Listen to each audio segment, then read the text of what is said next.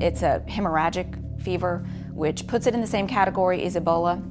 It was gruesome. People's eyes, ears, mouths, anything could bleed because the virus was attacking the blood vessels. And internally, the same thing was happening. So one of the most common symptoms of yellow fever was what they referred to as black vomit. It was actually digested blood from internal hemorrhaging. It attacked the brain as well, so there was a lot of delirium that went on with it, which I think was very disturbing to the people caring for yellow fever victims.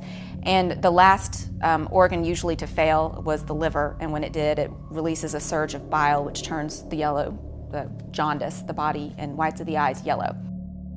In the body's attempt to fight off this virus, it caused these high fevers. So it was typical to see a fever at 105, 106.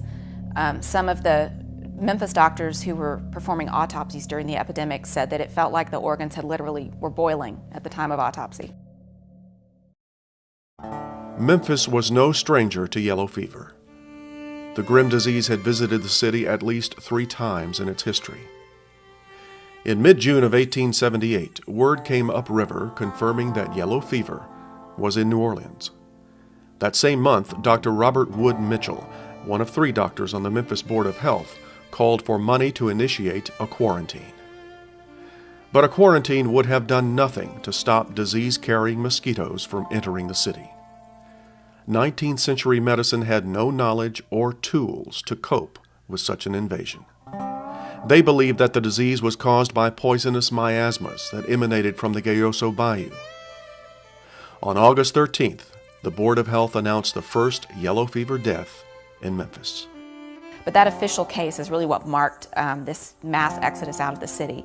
And people described it just as, they would get on anything that would float in the Mississippi. They would get on the trains, wagons, anything they could to get out of the city as quickly as possible. Some people left doors open and their tables still set with silver, was how one person described it. So with a population of about 40 to 45,000, they estimated 25,000 people fled, about half the population at the time, and this was in a matter of 3 days.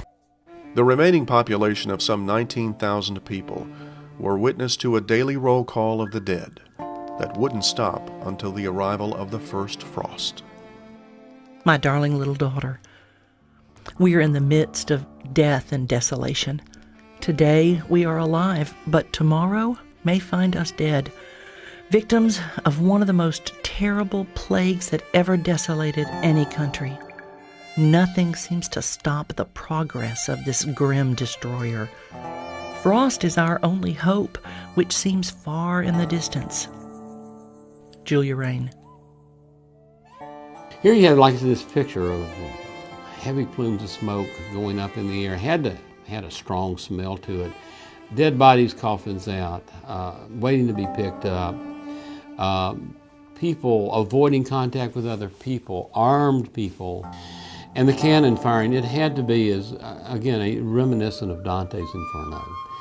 It got really just horrific in the city itself. The undertakers were burying people in mass graves because they couldn't keep up with the bodies that were coming through.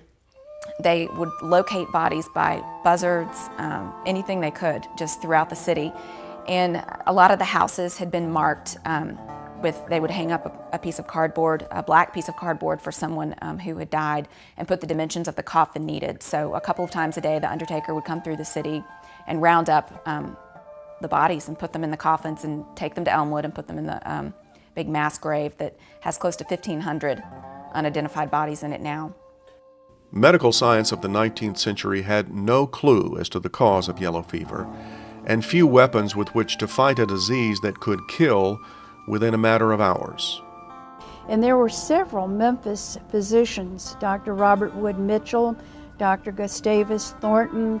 Dr. Thornton said, you gave them a good emetic, that is, you gave them a good cleaning out, and then you gave them fluids and total bed rest and nothing else. I think for the doctors, a lot of it just was managing these houses. They would enter a house and find the father and the mother dead in the bed with the children, sick on the floor, and would not know how many hours or days that the children had been left unattended.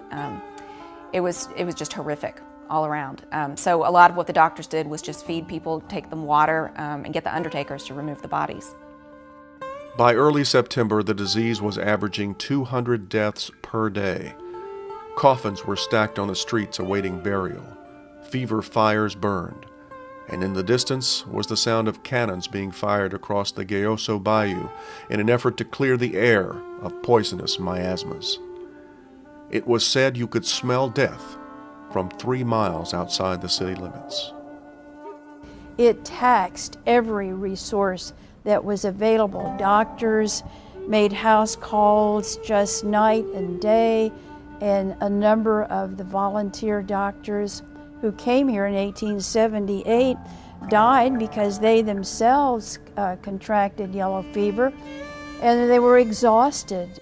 111 physicians were under the direction of Dr. Robert Wood Mitchell of the Howard Association.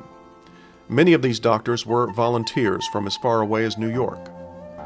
And 3,000 nurses, many of them African American, assisted as best they could. One of the Howard physicians was Dr. William J. Armstrong, a survivor of the 1873 epidemic, who wrote letters to his wife and 8 children who had fled Memphis at the onset of the disease. From Dr. Armstrong's letters, we can envision a city gripped by fear and despair. August 24th. My dearest one, the outlook grows more gloomy each day and gives no promise of a break short of frost. What a fight it will be, and how ceaseless. No one but the poor worn-out physicians know what it is. Kiss my dear children for me, and I do hope God will spare us all to meet at the old fireside soon. He wrote these very touching letters to his wife throughout the epidemic. He was helping take care of the nuns and the St. Mary's community there that had set up sort of a makeshift hospital, mainly for the orphaned children, a lot of the children that were left behind when their parents died. September 3rd. I do not see how it is possible for me to work through it all. How I did it before, I do not know, but this is worse than all. The numbers of deaths as reported are frightful. Yesterday, 208.